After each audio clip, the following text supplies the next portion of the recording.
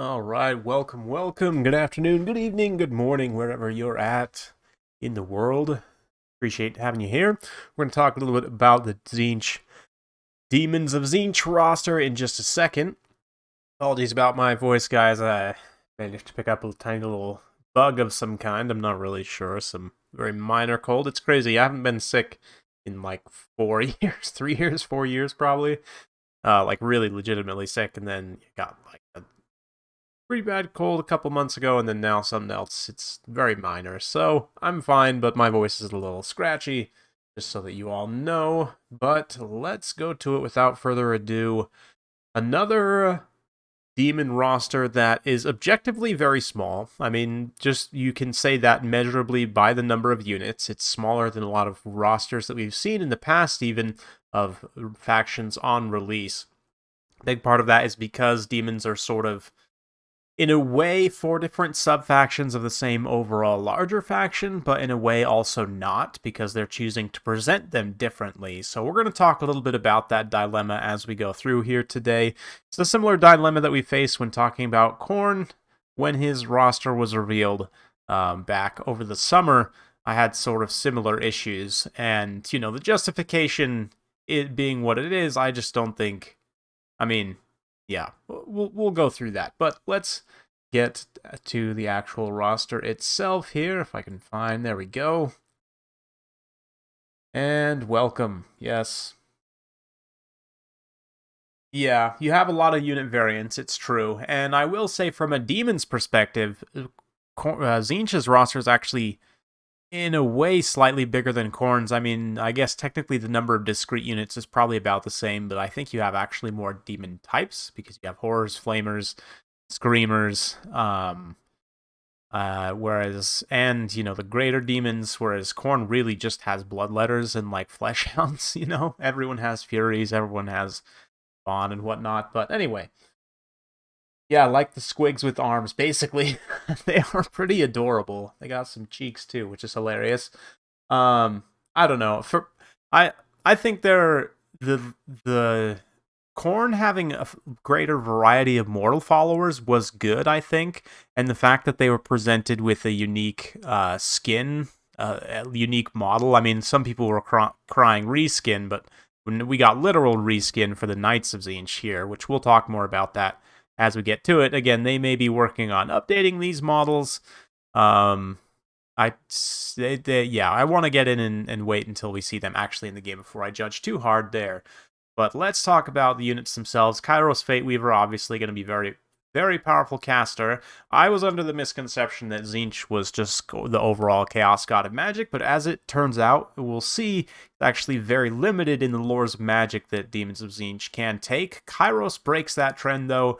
I have no idea how this is going to work for multiplayer. I'm very interested to see how it will work for multiplayer, but he's a big, flying greater demon, obviously. Pretty powerful melee combatant. He's got the two heads, both of which are blind to the present, but can see backwards and forwards in time, so pretty cool there.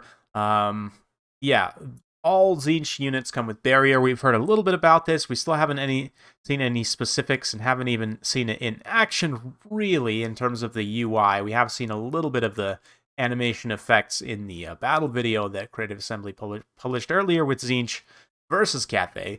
But again, it basically just regenerates quickly outside of combat. Think of this as your like Halo-style shield, for those of you familiar with that series. You take some hits, it breaks, then it will regenerate. Kind of gives you, a way to take some initial damage without getting completely owned. One thing you'll see, Tzeentch is a pretty light armor faction overall.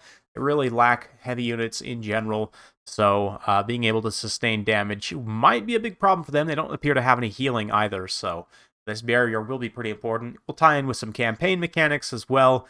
In terms of multiplayer, I'm genuinely curious to see the base values of this, how it will work in multiplayer. That's going to be an interesting point of balance for sure for Tzeentch, and I'm sure it will change over time, undoubtedly, but we'll have to wait and see. So Fragments Magic, this is one thing. Kairos can equip fragments of other spell lores, giving him access to several spells from that lore. Only one fragment can be equipped at a time. And again, I'm very curious to see how they'll implement this in multiplayer. It's like you can only choose, and right now, I mean, I guess if it's like they use the mount system, that's mutually exclusive, right? Because you can't have more than one mount equipped at once. And essentially, if they were to utilize that system to make it in multiplayer so that you could equip different fragments, and that would give you like a couple of extra spells that were accessible from that lore. And you couldn't necessarily choose which spells, you just get the ones that come preloaded in the fragment. I don't know. I'm genuinely interested to see how that's implemented in multiplayer. I really hope it is, and they don't just give him some canned, you know, canned selection of spells. Staff of Tomorrow, spell cooldowns are going to be good for a powerful caster. Gaze of Fate, paralyze the unit to prevent its movement, and vastly drop their melee attack. So a hard snare and a melee attack reduction automatically means that Kairos is going to be very strong. No doubt about that. Super strong legendary lord. The only one you have access to initially. The generic Exalted Lord of Change. This is your other lord choice. And notice that some of the unique elements, I think this is probably still going to use Big Bird's skeleton and animations, but it is, with unique elements here, has, more ornately mutated head, I guess you could say, and with some other elements, some adornments on the wings and whatnot, better staff, but similar to Big Bird, right? And here is where we see that Tzeentch actually, and again, I learned this from Lore Master Sotek and Great Book of Grudges, so shout out to both of them. Do think it's a little bit silly given the whole infinite possibilities thing, but anyway, they can only take the new lore of Tzeentch, which is awesome. It's an offensively focused lore, has multiple area of effect damage spells and debuffs, and that's pretty much it. So yeah, purely offensive school. I'm really looking forward to actually seeing that in action.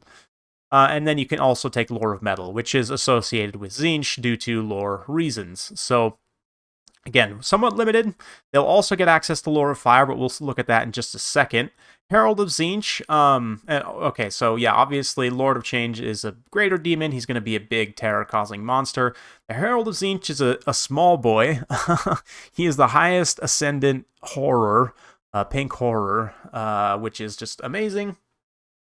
Yeah. Normally, horrors are considered automatons, but these guys have a little bit more of a mind. Again, they are also casters. They can actually take different mounts, and they also can take Lore of Metal or Lore of Tzeentch. I definitely want to see in-game the benefits versus, kind of the pros and cons of taking the Herald. Obviously, cost, he's probably going to be quite a bit cheaper than the Lord of Change or Kairos. And kind of depending on the mount options, you may have some different flexibility, different support abilities here. Yeah, so we'll see. We will definitely see on that front. Now we get to the heroes, and here we get our Lore of Fire, Caster, the Cultist of Tzeentch, Mortal Follower. Pretty interesting skin. I do like the funny mask here and the sort of flaming hands. I can't imagine that's very comfortable, but hey, there you go. Tzeentchian Cultists are a unique group. Yeah, they do very complicated rituals, fun stuff, unique access to Lore of Fire, and as we'll see, a lot of units within Tzeentch's roster also deal fire damage, so assuming Kindle Flame operates the same way as it does in Total War Warhammer 2, the lore attribute giving an additional weakness to fire map-wide, having one of these guys in your armies will be pretty important, I think, just to keep that Kindle Flame proc up by casting some cheap spells, looking for those damage spikes. It'll be interesting to see. I don't know, they may end up changing Kindle Flame, because it is objectively the best lore attribute right now, in my opinion. Anyway, yeah, they can also learn to summon demons direct from the realm of chaos, including Great Lord of Change themselves. So, yeah, I'm curious to see if it's like they have a summoning lore and a fire lore separately, or if they can learn summon spells in addition to just a handful of fire spells.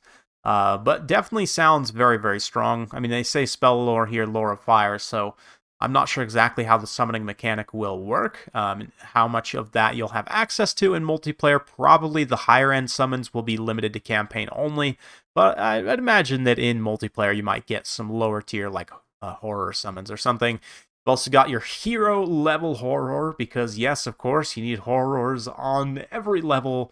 So pink, they can become iridescent, They are casters. Again, Metal or Tzeentch, same mounts, disc, or Burning Chariot, which we'll talk about those more in just a second.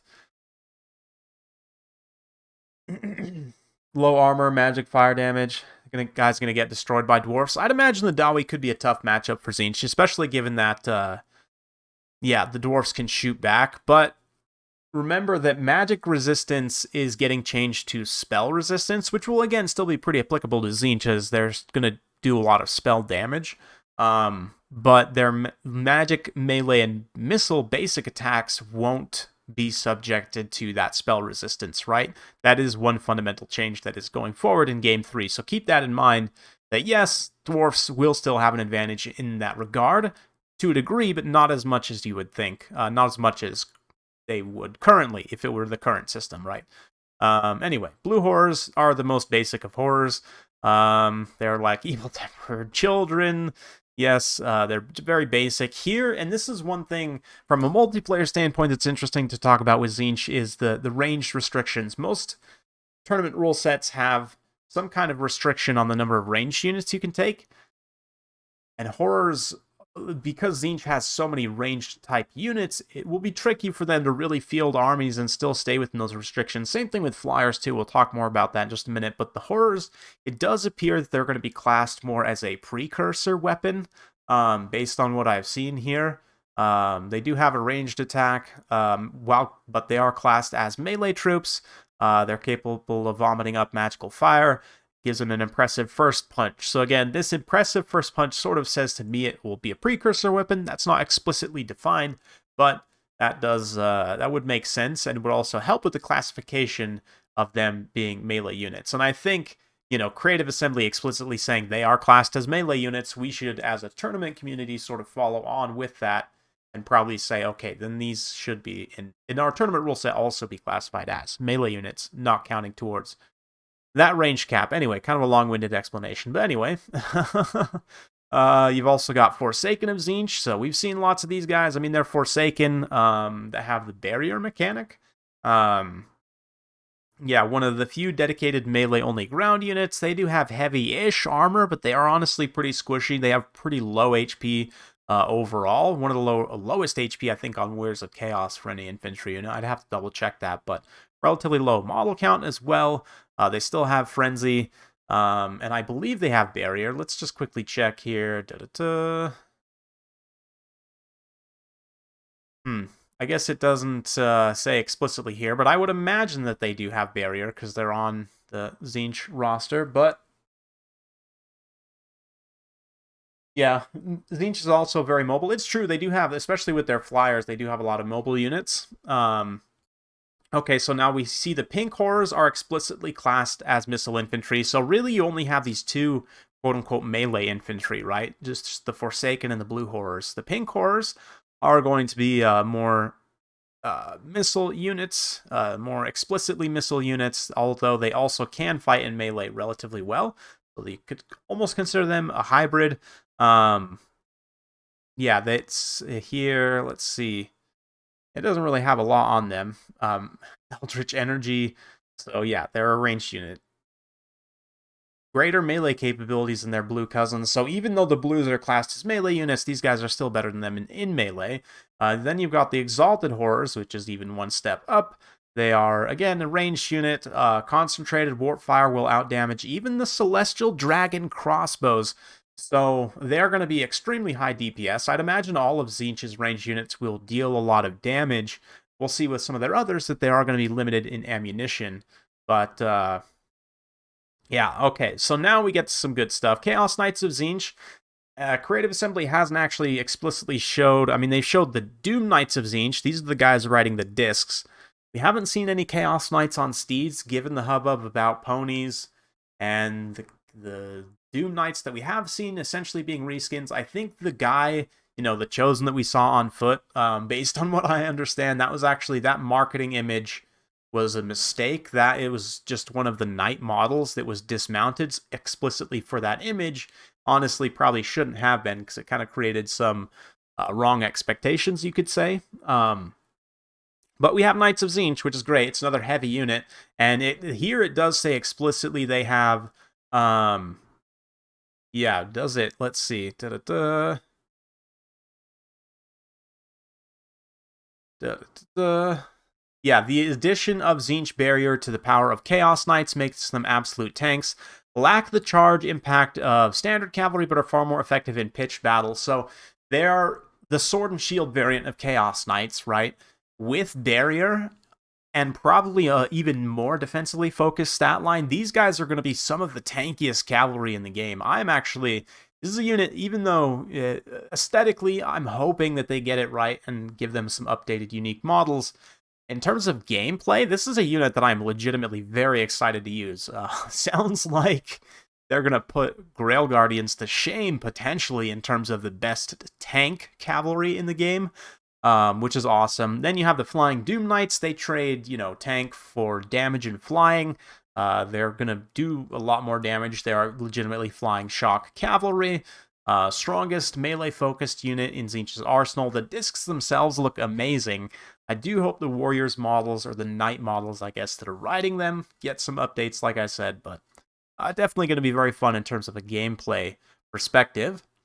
You've got the Burning Chariot of Tzeentch, and this is going to be, I assume on the ground, this thing is not flying, because it did say, I mean, I guess not, Doom Knights are flying, so we'll have to see. I think in some of the trailers, I don't know, I think may have been flying, right, if I remember right? Oh, did it? I must have missed that, Goji. Good spot here. Their delight at magic and desire to see it increase. Increases winds of magic. A little bit awkward sentence. Recharge rate. So that's really cool. I didn't actually not notice that, but that does make sense for Tzeentch that you would want some extra winds of magic regeneration from some unit. So you'll probably want at least one unit. I mean, even despite or I should say, in spite of the DPS, right? Exalted Horrors will do a lot of damage, but that the additional benefit of getting extra magic will be very important for Tzeentch. Yeah, let's go back to the Burning Chariot here. It's a mount option, as we have seen, as are the discs for some of the horror heroes and lords. Range firepower of an Exalted Flamer. Okay, so there's Flamer we'll talk about in a minute, but there's an Exalted Flamer that's on the Chariot that has a shooting attack, sort of like the Medusa Chariot, but it's flying, right? And it will run out of ammunition very quickly, but it has an extremely strong ranged attack, even more powerful than siege weaponry. So I'm guessing the range isn't going to be super long on this. I'm genuinely curious, but an extremely powerful flying shooting unit can be super frustrating to deal with. So limited ammunition. Hopefully that balances it out well. I am a little bit concerned that this unit is going to be a true nightmare. Tzeentch is looking like it's going to be very high skill faction, but one of those factions that if it's balanced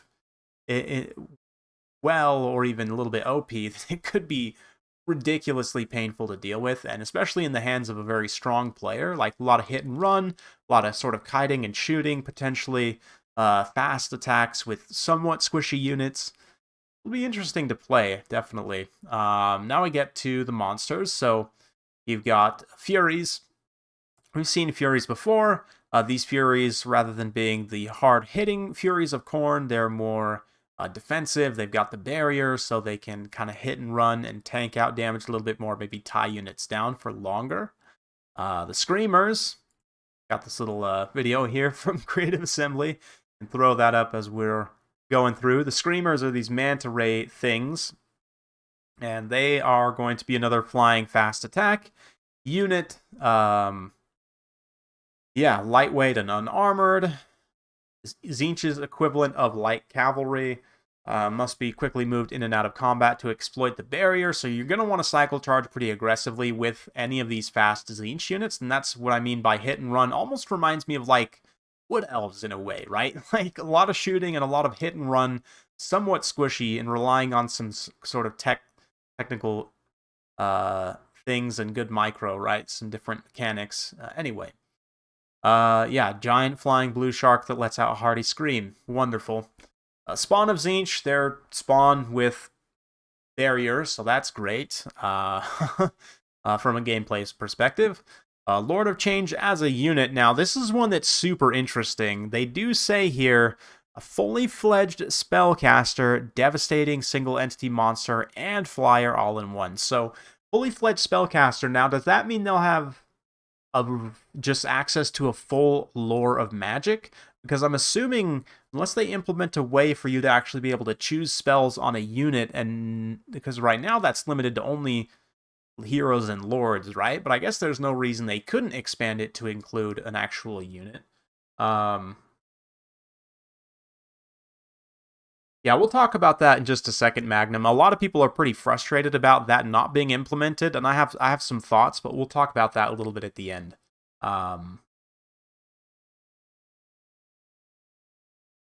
Hello, what's up, Wicked? Good to see you. So yeah, the Lord of Change. So, interesting. I'm curious to see how this is going to be implemented. It doesn't say what lords of magic they'll have access to in this little blog post. I'm assuming it's just metal, or perhaps metal and Tzeentch. But it's awesome. Blast enemies with blast the enemies of Tzeentch with bolts of multicolored fire. That sounds cool. Or unravel the mind of an enemy spellcaster from the inside. Very, very cool. I mean, just as a unit level spellcaster, that's something that we haven't seen before. So again, very exciting. Flamers, this is the unit. So kind of like there's a single entity flamer and a unit of flamers, right? They're going to be sort of like salamanders, hunting packs in general, I would imagine. Somewhat mobile with a very strong ranged attack, but kind of like 24 models and somewhat squishy in melee. Yeah. They do have Warp Fire, which is a new contact effect that increases weakness to fire. So that's great. Another little kind of synergy there. Lots of fire synergy for Tzeentch. So in 2v2s, Tzeentch is going to be a lot of fun to bring alongside, some of the other good fire synergy factions. Could you imagine like an Imric plus Tzeentch? Man, that'd be nasty. Anyway, you could get easily to the 100% weakness to fire cap, I'm pretty sure, with Tzeentch plus another in a 2v2. Yeah, spray warp fire in a cone. Again, as we saw with the Burning Chariot, the Flamer, the Exalted Flamer, has one of the strongest shooting attacks in the game. Low ammunition, though, so you have to use those wisely. I love this, too. It's, it's good against formations or single entities, so it's just literally good against everything, right?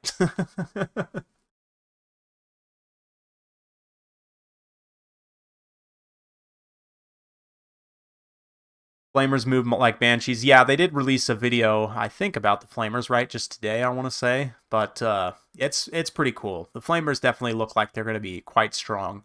Again, more mobile shooting units. And then we've got the Soul Grinder of Tzeentch. I kind of actually like how they've done the Soul Grinder, because I know like it has different weapon types that you can take on tabletop. And what it looks like they've done is they've given each Chaos God like a different loadout for the Soul Grinder. So like the Tzeentch's Soul Grinder has anti-large long-range spears that it hurls, and it is blue, which is just fantastic. But Soul Grinder is probably, for me, one of the top new models and animation sets that's coming in the game. I think it just looks fantastic. Little bit 40k-ish, but still. I mean, it makes sense within the context of the Warhammer fantasy universe still. You still got plenty of steam technology, steampunky technology, right? So...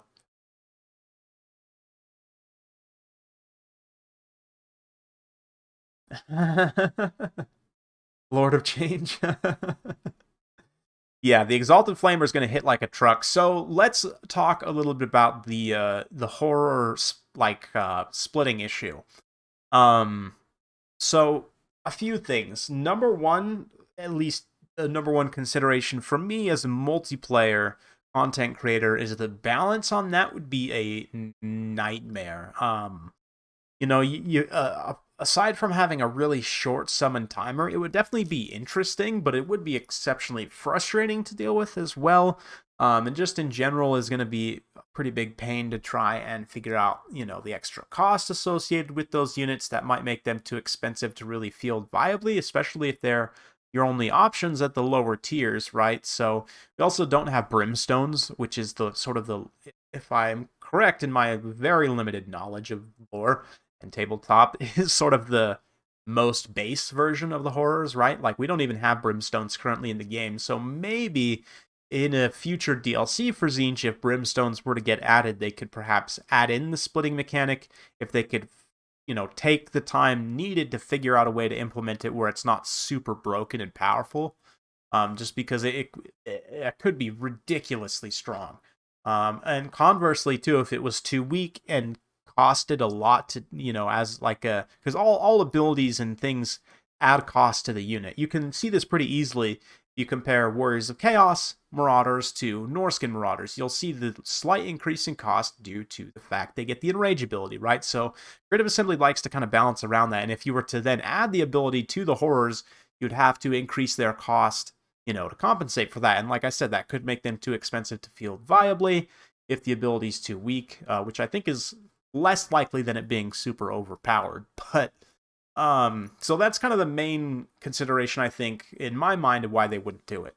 Second, it could be a pain to implement. I think they could do it, actually. It might not be, balancing would be the hardest part of it, I think. I think the actual implementation of it, the mechanics already exist, I think, to do it. If I'm not mistaken. I don't know. But could be interesting. If they were to ever think about doing that, but it was not something that I was expecting, so I'm not really disappointed by it not being a feature. But I don't know. What do you guys think? Brimstones are in 40k too, but I don't know if they were ever in Warhammer Fantasy Battle. I mean, they could always add them, but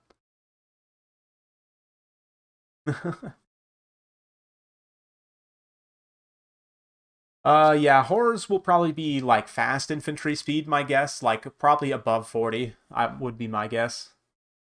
Um,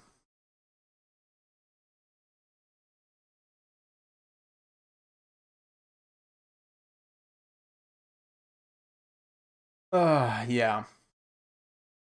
Make it a bug instead of a feature. Yeah, Papa Nurgle wants to give you a hug. That's why he's the good guy. Slaanesh wants to do unspeakable things to you, so definitely. Speaking of Nurgle. Anyway, yeah, from a multiplayer perspective, I've pretty much said my piece already. It's going to be a very micro-intensive faction. A lot of hit and run, a lot of managing units, cycling them in and out, getting good ranged. Kiting probably going to be pretty important. We haven't seen if any of these units shoot 360. I don't think any of them actually do, based on what we've seen. I could always be wrong about that, but I mean, like, if you think about unit types, right? Like I said, sort of the mobile weapon team that is the hunting packs. They're essentially like weapons teams with mobility, right? And I'd imagine that the Flamers are going to work in a similar way, and therefore won't have 360 shooting. The Chariot seems to be like a flying artillery piece, which, again, hopefully we get the Lothern Skycutter at some point, but, yeah, this thing will be, I think, forward-firing only.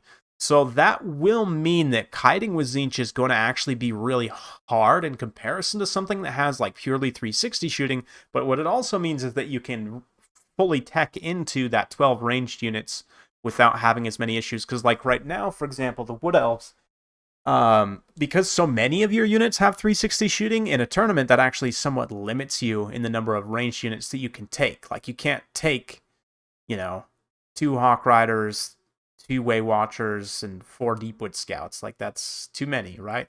So, or, you can't take, like, 4 Glade Riders, 4 Deepwood Scouts even. It's, I think, what, 6 360 shooting units? So, by the way, can we just admire this?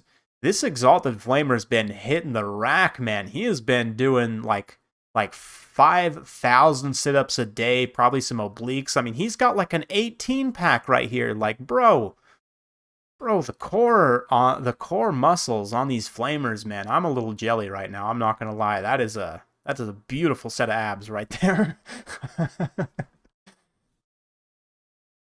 Yeah, will be fun shooting it slower. I'm curious. Yeah, some certain undead armies are going to be pretty tough. Like, I'm thinking about Vampire Counts matchup. If you can I mean, granted, Vampire Counts has some pretty good mobile units. It might be able to just out-sustain the damage, but, given their kind of low DPS, slow grind, a lot of their units probably aren't going to be able to get through the barrier very well, at least the low-tier units. So if you can kind of kite them while responding to the cavalry or other mobile units that are going to be coming after you, shutting them down with your own countercharge units, it could be a pretty good matchup for Tzeentch. And I don't want to call these too early, but yeah, like Warriors of Chaos are probably going to have a pretty bad time against Tzeentch, I would imagine. Dwarfs is an interesting one. Tzeentch does seem like it'll have some pretty good shooting, but I think Dwarfs might be able to outshoot them. They should be able to, likely. I don't know.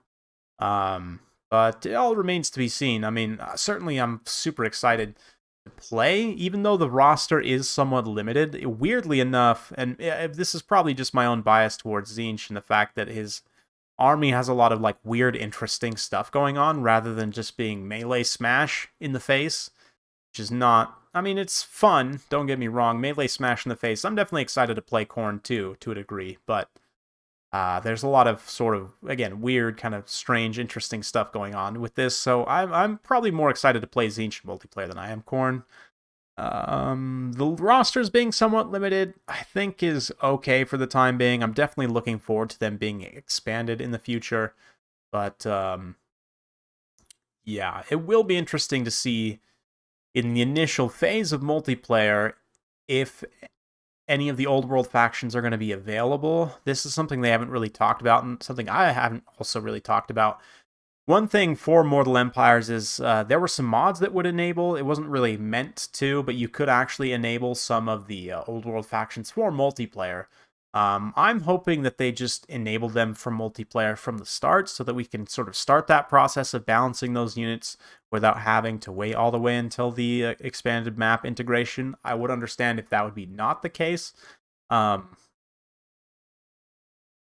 Yeah, it's going to be a lot of hit and run. It'll be like the Demon Wood Elves, basically. Hit and run and shooting is going to be a big focus for Tzeentch, which is very micro-dependent. It will be a high-scale faction for sure. The barrier mechanic is going to be very interesting too, kind of getting the good cycle charges in and out and taking those only favorable engagements, I think, will be very important for that. But Tzeentch, I'm not really sure on the leadership front. That's not, maybe Great Book of Grudges can answer that one a little bit better than me. No artillery, not necessarily. I mean, we'll see how long of a range, like, the Soul Grinder has. We'll see how long of a range, like, the Exalted Flamer and the Chariot have, but it doesn't seem like they have any legitimate artillery, which would, again, be similar to the Wood Elves. Like, no true artillery, but very powerful range still.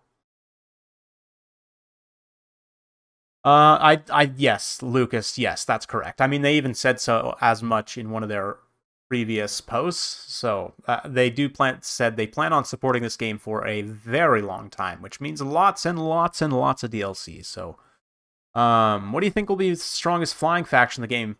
Probably Tzeentch. I mean, Cathay has some pretty decent flying units.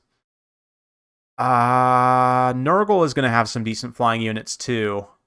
But I think Tzeentch can probably beat both of them in the air. Now, if you're talking integration, it's hard to beat the High Elves and the Wood Elves because of Tempest.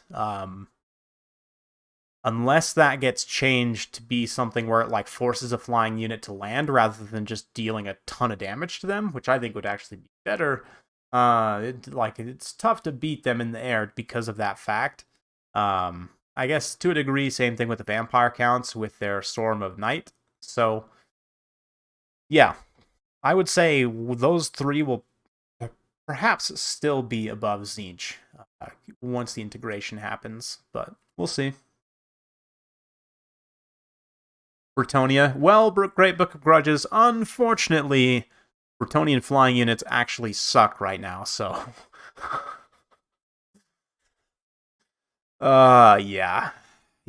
And Tempest kills a unit of Pegasus Knights in a single cast, so you just don't take them, including Royal Pegasus Knights.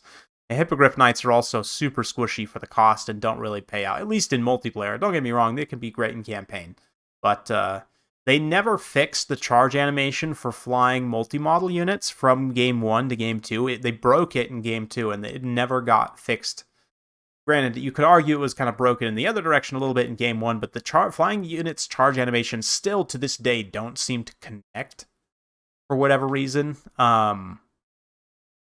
So, yeah, I mean, unless that gets fixed, Bretonia's flying units, because they rely on multi-model flying units, they're going to continue to suck, probably, unfortunately.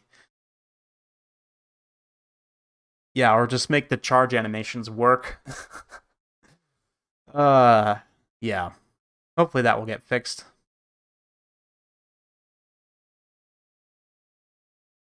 It will be interesting to see that with the landing mechanics. So we have had confirmed that we're going to have a flying toggle for certain units. It's not going to be for all flying units, but for certain flying units, they will have a flying toggle. And so that, to a degree, removes some of the risk. I mean, depending on what flying units you actually take, but it will be genuinely interesting to see how that ends up playing out. It's sort of in the meta space of multiplayer.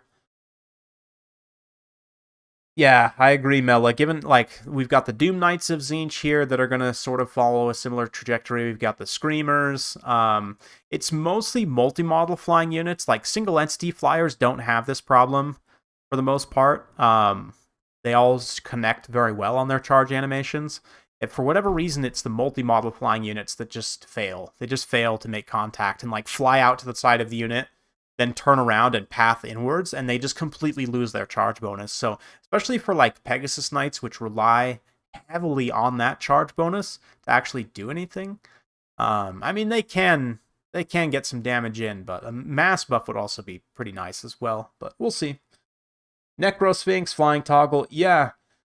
I saw someone recently mention that the Necro Sphinx was supposed to be able to fly in tabletop, and hopefully that may take until the Tomb Kings get a rework to happen. But if they did it for Malagor, I mean, Malagor is probably going to have a flying toggle, but they gave him flying, so...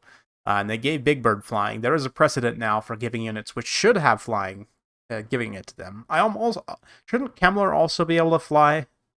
Doesn't Cloak of Mists and Shadows let him fly? That'd be hilarious if they actually made it like certain abilities would temporarily grant the ability to fly, because correct me if I'm wrong, Great Book of Grudges, right? That is what Cloak of Mists and Shadows does in tabletop, is it allows him to fly, right? Am I wrong on that?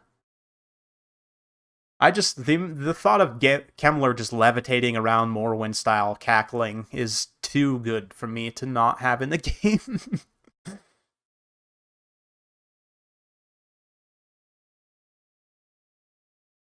Yeah, I agree, Grease MD. The Forsaken already, the base unit looks Tzeentchy enough that I think it's fine. I didn't really like the spawn in the Forsaken, whatever.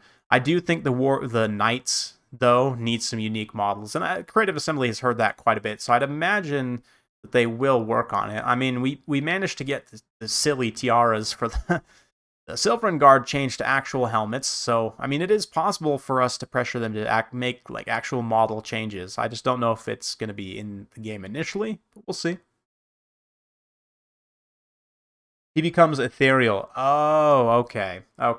So that's different, but interesting. Broomstick mount would be hilarious. Yes, I agree. Very appropriate for this time of year. Anyway, I think that's basically it. I don't know if I have much else.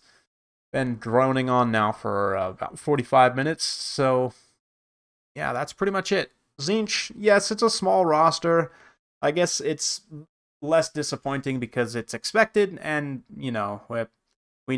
the Creative Assembly has kind of drilled home the fact that the focus is on the demons for the time being. There might be mortals in DLCs later on, sort of expanding that part of these various monogod rosters, but for the time being, this is what we've got. I am still mostly reserving judgment until I get my hands on it for myself and actually play, but interesting. I mean, Tzeentch's stuff all looks pretty interesting, even though there's not a ton here. Except, 8 different units of horrors. So with that, I will leave you. Thank you all so much for coming out. It's been an absolute pleasure. Yeah, stay tuned for more coming very soon. Got probably another battle replay releasing in maybe 3 or 4 hours. and then more content to follow. So be sure to like, subscribe, all that jazz. Thank you so much for watching. We'll see you next time. Bye-bye.